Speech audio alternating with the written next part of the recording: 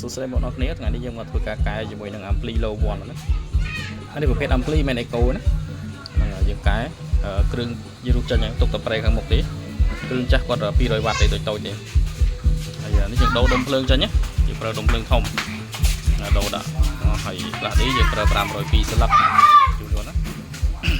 អានេះម៉ាស៊ីនចាស់គាត់នេះម៉ាស៊ីនចាស់200វ៉ាត់ទេដុំភ្លើងវានៅក្នុងនេះចឹងរូបចោលអស់ហើយតឡើងថ្មី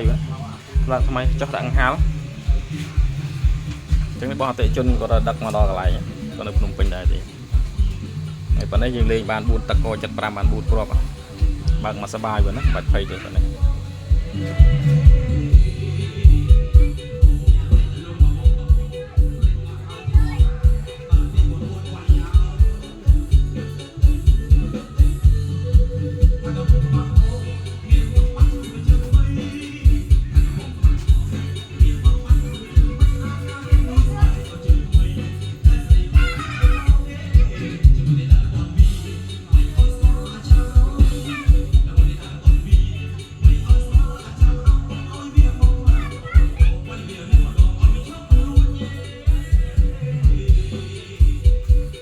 ចឹងបងប្អូនចង់តឡើងចង់យកអំភ្លីនេះមកតឡើងបាត់អាចយកតឡើងបានពេលលោវ៉ាន់